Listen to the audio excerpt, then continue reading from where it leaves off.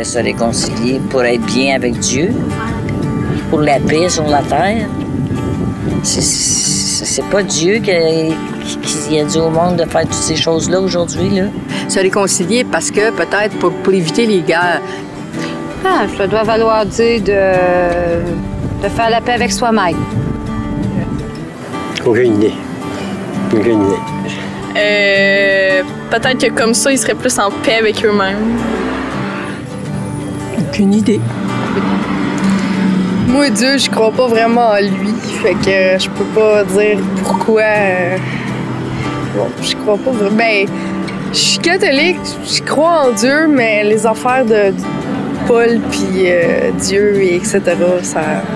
J'ai jamais vraiment cru en ça. Sincèrement, je pourrais pas dire par rapport à ça, je pourrais vraiment pas dire.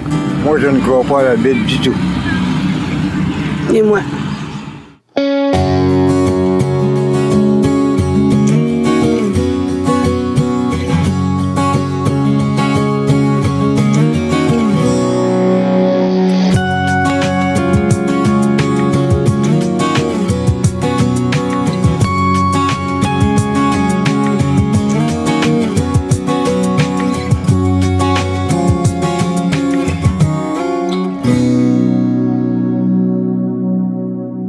François, j'ai lu quelque part où j'ai vu, tu sais, cet été, on a fêté le 40e anniversaire du fait que les Américains étaient allés sur la Lune.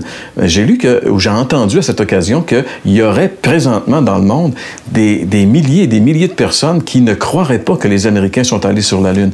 Ils croient que, bon, c'est un montage qu'ils ont fait à Hollywood, ils ont présenté ça, et puis c'était finalement de la foutaise, c'était pas vrai, tu sais.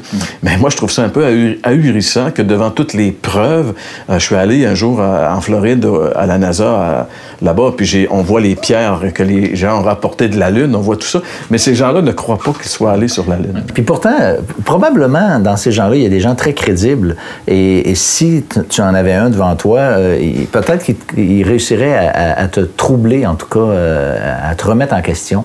Mais la vérité, c'est que, est-ce que ce que tu crois change la réalité? Par exemple, ceux qui nous écoutent, s'ils croient à l'enfer, que l'enfer existe, ou s'ils croient que l'enfer n'existe pas, est-ce que ça change la réalité? Parce que je crois en quelque chose, est-ce que ça change la réalité? Ça, c'est la grande question qu'on devrait se poser. Puis aussi, je veux dire, que les Américains soient allés sur la Lune ou non, bon, admettons, ça change pas grand-chose dans ma vie, voilà. Mais est-ce que ça change quelque chose que je crois ou non à ce que Dieu me dit dans sa parole? Oui. Ça, c'est une autre question. Et c'est ce thème que nous abordons aujourd'hui, à l'heure de la bonne nouvelle.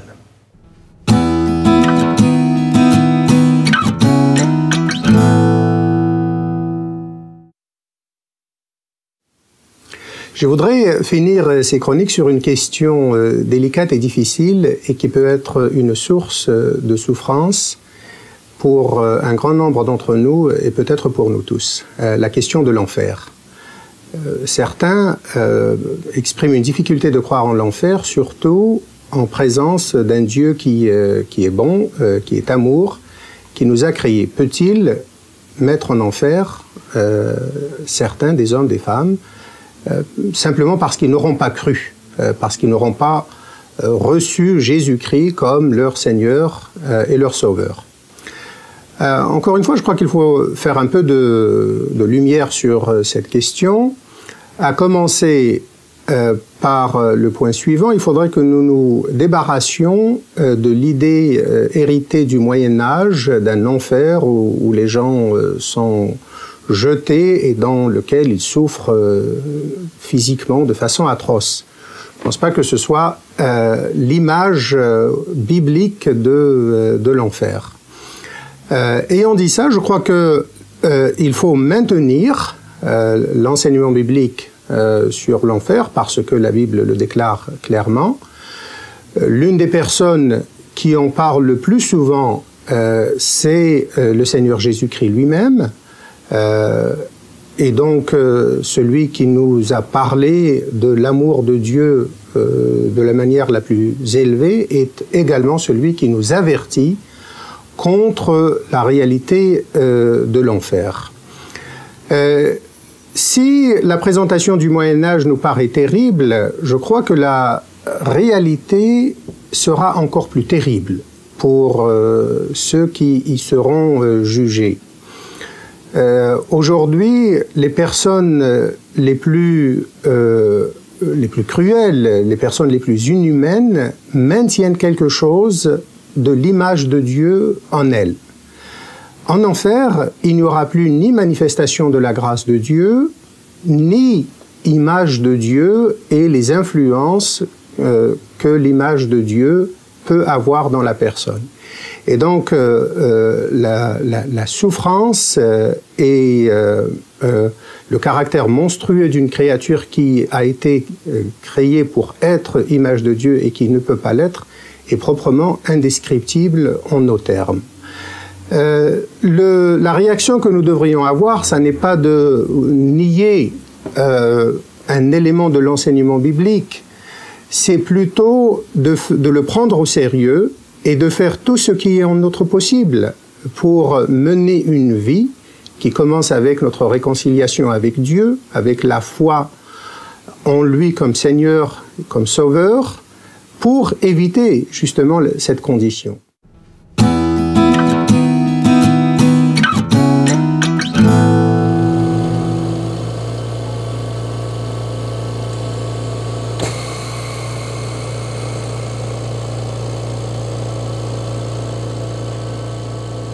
Alors là, aujourd'hui, je vais vous raconter une tranche de ma vie. Comme vous pouvez voir, moi, je souffre d'une maladie pulmonaire qui fait que présentement, en permanence, je porte cette lunette nasale-là qui me fournit en oxygène et je suis en attente de greffe de poumon. Malgré cette attente-là qui est éprouvante, j'ai gardé un bon moral, j'ai la joie de vivre, je vis ça assez sereinement, puis j'ai découvert que j'étais une personne qui avait des ressources de courage. Mais pour comprendre pourquoi j'ai cette joie de vivre-là, ce courage-là, il faut retourner en arrière quelques années pour découvrir comment j'ai adhéré à la foi qui m'a transformée. Je viens d'une famille où nous, les enfants, on était la priorité, où mes parents se sont beaucoup occupés de nous autres. Ils ont fait beaucoup de sport avec nous autres, beaucoup impliqués dans nos activités de toutes sortes. Puis j'ai eu une adolescence qui a été sans trop de remous et je n'étais pas le genre à me poser des questions pour me tourmenter. C'est sûr qu'à l'occasion, j'avais mes petites questions existentielles, là, comme d'où on vient, c'est quoi le but de ma vie, qu'est-ce qui se passe après la mort. Mais ça me tourmentait pas vraiment. Au cégep, j'ai rencontré un groupe de jeunes qui m'ont interpellée beaucoup parce qu'ils étaient très dynamiques puis très... dans leur foi, là, c'était très pratique, leur foi. Et j'ai commencé à poser des questions à ces jeunes-là.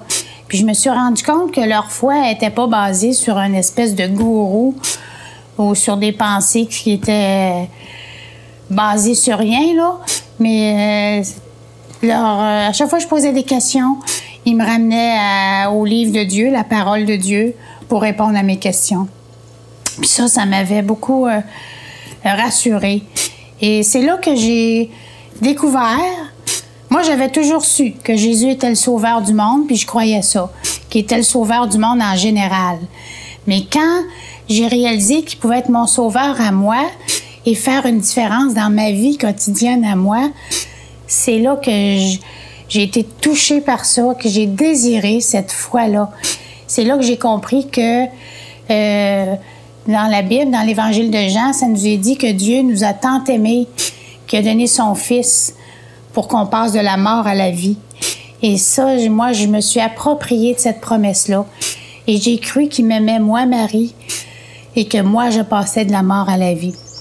Et ça a été le début d'une vie transformée, où j'ai vraiment désiré plaire à Dieu et prendre comme guide la parole de Dieu. Alors aujourd'hui, dans le concret, ce que ça fait, c'est que supposons que j'ai une inquiétude face à l'avenir, face à cette opération qui s'en vient, qui est une opération majeure, qui comporte des risques qui sont très élevés. Je suis capable de changer ces pensées-là d'inquiétude par des promesses qui sont contenues dans la Bible.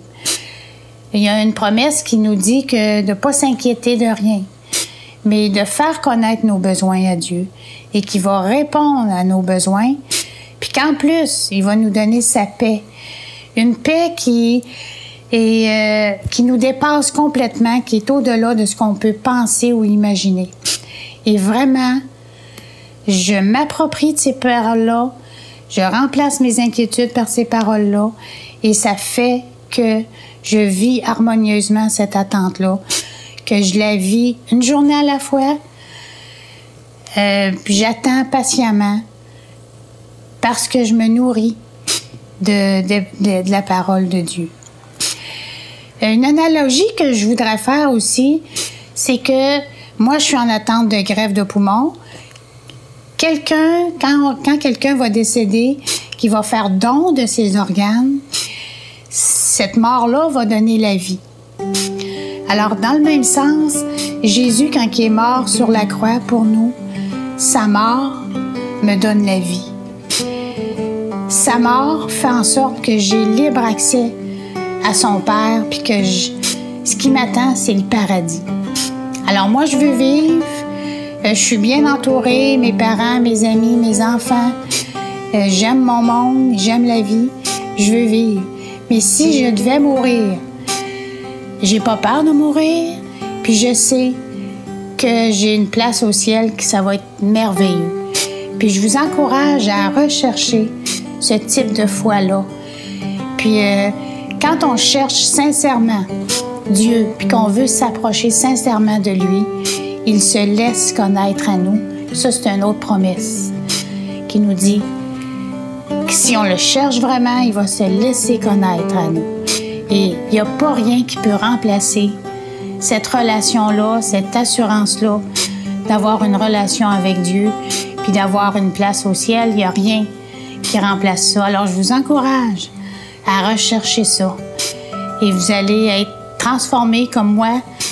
Après la greffe, je vais avoir une nouvelle vie qui va me permettre d'être plus active, puis que j'aurai plus besoin de cette aide d'oxygène-là.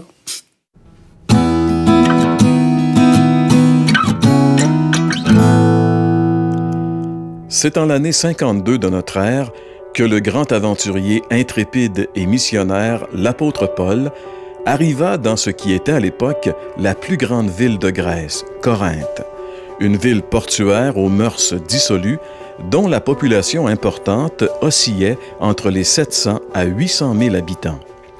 Prenant son courage à deux mains, il proclama la bonne nouvelle de l'Évangile dans cette ville et, à son grand étonnement, une de ses églises les plus prolifiques allait y naître. Quelques années plus tard, probablement en 57, il écrivait une lettre à cette église, et voici un extrait de ce qu'il lui disait. « Ainsi, celui qui est uni au Christ est une nouvelle créature. Ce qui est ancien a disparu, voici, ce qui est nouveau est déjà là. Tout cela est l'œuvre de Dieu qui nous a réconciliés avec lui par le Christ et qui nous a confié le ministère de la réconciliation.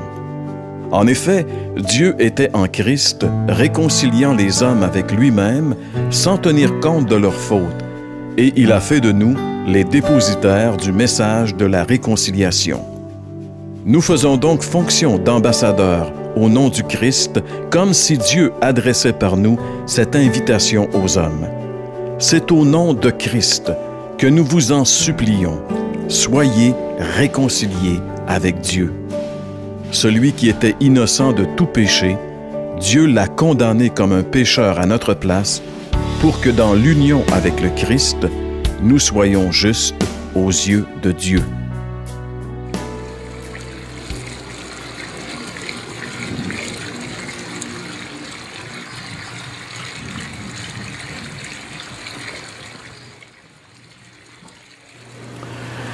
Il y a un proverbe qui dit que lorsque quelqu'un veut faire quelque chose, il trouve des moyens. Et lorsque quelqu'un ne veut rien faire, il trouve des excuses. Peut-être que, comme moi, vous avez un jour dû affronter des excuses qu'on trouve un peu plates. Des excuses qu'on sait qui sont pas vraies en réalité. Vous savez, moi, je suis pasteur d'une église, donc je dois nourrir le troupeau, c'est-à-dire que mon travail consiste à enseigner la parole de Dieu, mais aussi à surveiller les gens, à être près d'eux, à essayer de les encourager, à persévérer, etc. Alors, lorsque je m'aperçois que, par exemple, un membre de l'Église est plusieurs semaines sans venir le dimanche matin, ça m'inquiète un peu.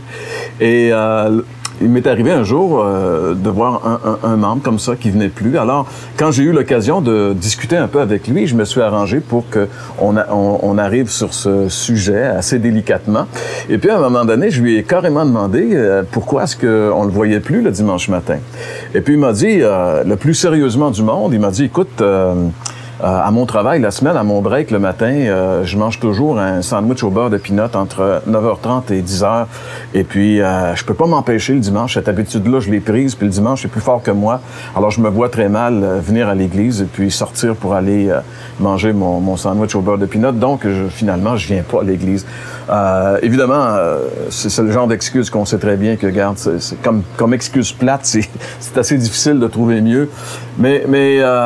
Mais vous qui écoutez l'émission, quelle excuse allez-vous donner à Dieu pour refuser l'invitation qu'il vous lance? Vous savez, le cœur de notre message au cours de cette série 2010, c'est « Nous vous en supplions ». Et lorsqu'on dit « Nous vous en supplions », on ne fait que citer la Bible. En réalité, c'est pas nous, c'est Dieu lui-même qui, à travers l'apôtre Paul, l'auteur de ce texte de l'Épître aux Corinthiens, dit « Nous vous en supplions ». Au nom de Jésus, soyez réconciliés avec Dieu. Quelle excuse allez-vous donner? Êtes-vous réconcilié avec Dieu? Est-ce que vous pouvez dire, oui, je suis en paix avec Dieu, j'ai fait la paix avec Dieu, Dieu est devenu mon ami, je marche avec lui, ou si vous êtes encore de l'autre côté du pont? Vous savez, durant cette série, à plusieurs reprises, nous avons présenté cette illustration du pont qui présente cet abîme qui existe entre l'homme pécheur et le Dieu trois fois saint. Et nous voyons maintenant que cet abîme a été comblé par l'œuvre de Jésus-Christ une fois pour toutes. Lorsqu'il est mort sur la croix du Calvaire il y a 2000 ans, il a pris mes péchés, vos péchés, et il a fait une expiation totale pour nous. Et maintenant, c'est possible d'être réconcilié avec Dieu. Et cette réconciliation, Dieu nous la propose, il nous l'offre, il nous supplie même de l'accepter. Et ce serait la chose la plus terrible et la plus tragique que de refuser l'invitation que Dieu nous lance à être réconciliés avec lui. D'ailleurs, dans un passage d'un évangile, l'évangile de Luc, entre autres, le chapitre 14, Jésus a raconté une petite histoire qui illustre le fait terrible et tragique de refuser l'invitation que Dieu nous lance. J'aimerais vous lire ce passage dans Luc, chapitre 14, à partir du verset 15. Il est dit, « Un de ceux qui étaient à table, après avoir entendu les paroles de Jésus, dit, « Heureux celui qui prendra son repas dans le royaume de Dieu. » Et Jésus lui répondit, « Un homme donna un grand repas, et il invita beaucoup de gens. À l'heure du repas, il envoya son serviteur dire aux conviés, « Venez, car tout est déjà prêt. » Mais tous, unanimement, se mirent à s'excuser. Le premier lui dit, « J'ai acheté un champ et je suis obligé d'aller le voir. Excuse-moi, je te prie. » Un autre dit, « J'ai acheté 5 paires de bœufs et je vais les essayer. Excuse-moi, je te prie. » Un autre dit, « Je viens de me marier. C'est pourquoi je ne puis y aller. » Le serviteur de retour rapporta ces choses à son maître. Alors le maître de la maison, irrité, dit à son serviteur, « Va promptement dans les places et amène dans les rues de la ville les pauvres, les estropiés, les aveugles, les boiteux. » Le serviteur dit, « Maître, ce que tu as ordonné a été fait et il y a encore de la place. » Et le maître dit au serviteur, « Va maintenant le long des haies, le long des chemins, et ceux que tu trouveras, contrains-les d'entrer, afin que ma maison soit remplie. Car je vous le dis, aucun de ces hommes qui avaient été invités ne goûtera de mon repas. » Jésus raconte cette petite histoire pour qu'on puisse vraiment bien saisir l'importance d'accepter l'invitation qu'il nous fait à être réconciliés avec Dieu. Vous savez, au début de cette histoire, un homme était avec Jésus alors qu'il prenait un repas et Jésus a parlé et cet homme a été complètement émerveillé devant les paroles de Jésus. Et cet homme dit, « Heureux l'homme qui prendra son repas dans le royaume de Dieu. » Et là, Jésus regarde cet homme et Jésus savait qu'il y a quelque chose que cet homme n'a pas compris. Et Jésus va lui dire, c'est pas si évident que ça de prendre un repas dans le royaume de Dieu. Pas parce que c'est difficile d'accès, mais parce que les gens, en général, ne veulent pas. Et là, il commence à conter cette histoire d'un homme qui fait un grand repas et qui invite des gens.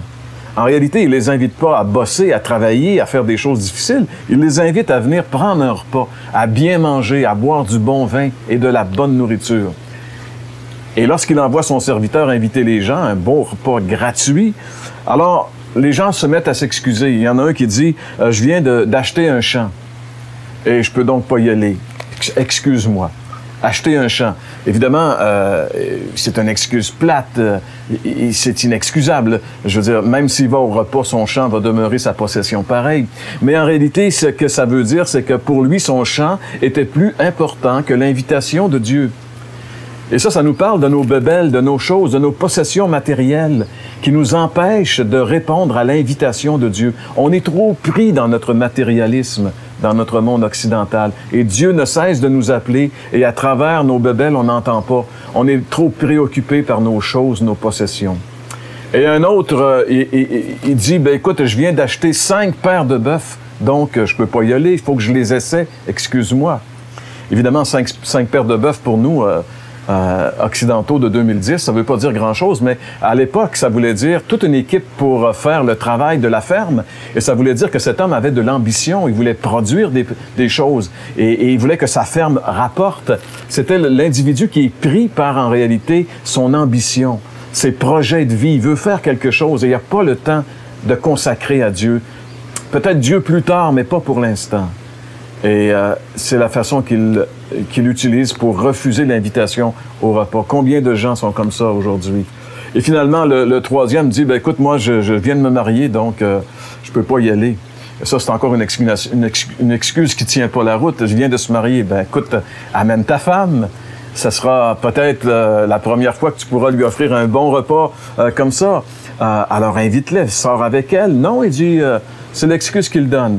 Comme ça, c'est l'excuse des relations humaines. En réalité, qu'est-ce que va dire ma femme si je m'engage avec Dieu? Qu'est-ce que va dire mon mari? Qu'est-ce que vont dire mes enfants si je deviens chrétien? Qu'est-ce que va dire mon voisin, mes compagnons de travail? C'est l'excuse des relations humaines. Et aucune de ces excuses ne tient la route. Et c'est alors que Jésus dit, ben, va vers les extropiés, les aveugles, en fait, les parias de la société. Et on voit que ceux qui deviennent chrétiens, très souvent, ceux qui ont le temps d'écouter l'invitation que Dieu leur lance, ce sont justement ces personnes qui souffrent, ces personnes qui sont délaissées, ces personnes qui n'ont pas de bebelles, justement, qui n'ont pas d'ambition dans la vie, qui ont eu des revers, des échecs, et qui maintenant remettent en question leurs choses. Eh bien, Jésus vous appelle à venir à lui.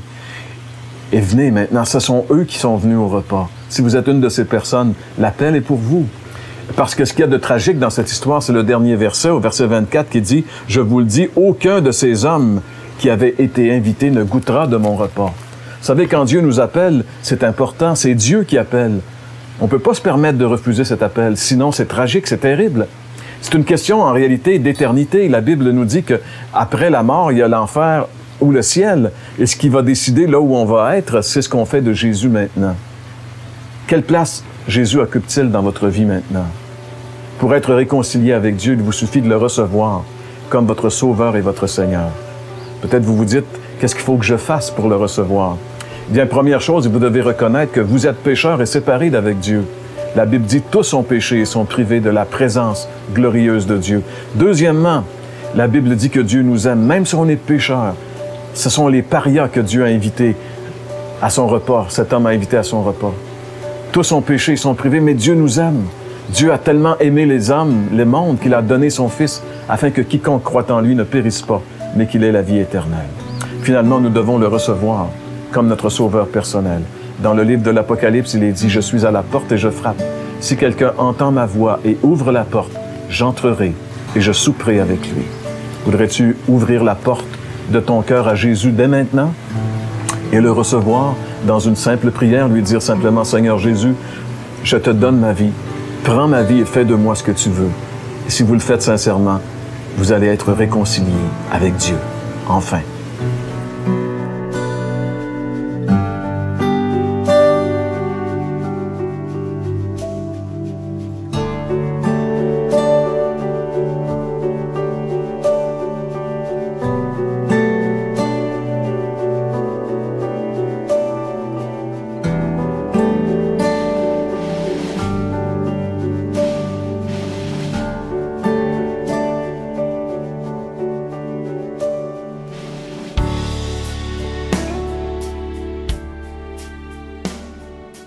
Eh bien, tout au long de cette série, vous avez entendu ce message de l'apôtre Paul qui dit « Nous vous en supplions au nom de Jésus, soyez réconciliés avec Dieu. » Ce message de réconciliation, il est issu directement de l'amour de Dieu. En fait, c'est le cœur de Dieu qui s'ouvre pour nous. Dieu nous a tellement aimés, la Bible dit, qu'il a payé cher pour nous. Il a donné ce qu'il avait de plus précieux. Il a donné son Fils afin que nous puissions avoir la vie éternelle. Ouais. Puis même le Seigneur Jésus lui-même, non seulement il a donné sa vie, mais j'aime beaucoup lorsqu'il appelle son peuple Israël, il dit « Combien de fois ai-je voulu vous rassembler comme une poule rassemble ses poussins sous ses ailes, mais vous n'avez pas voulu. » Et lui aussi a été, Jean-Pierre, jusqu'à donner sa vie. C'est pas rien. Et même l'apôtre Paul, qui a écrit ce texte, inspiré de l'amour de Dieu, de l'amour de Christ pour lui, pouvait dire « L'amour de Christ me presse. » Il était comme compressé. C'est ça qu'il faisait. C'est comme si on presse un fruit pour en faire sortir le jus. L'amour de Dieu pressait Paul et ça l'a amené à dire aux gens, nous vous en supplions, soyez réconciliés avec Dieu. C'est un message d'amour qui vient du cœur de Dieu. Et si vous avez pu entendre ce message tout au long de ces mois de janvier et de février, c'est parce que des centaines de gens ont donné généreusement afin de payer ces émissions.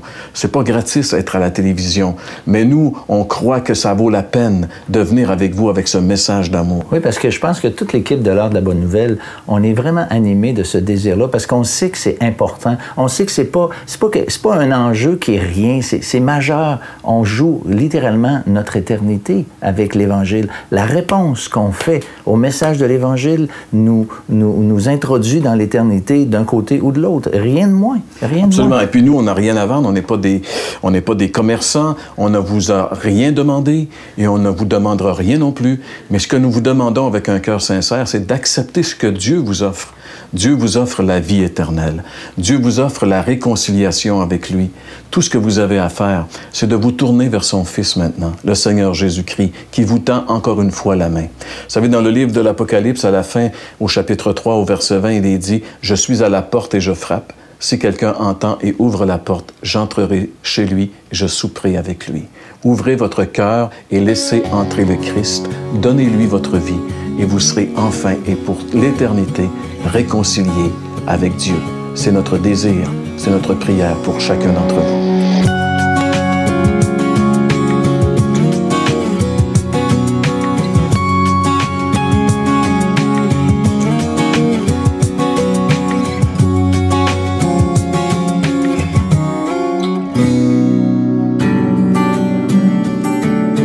Nous remercions le service d'orientation biblique de Québec ainsi que la salle de réception La Distinction de Joliette.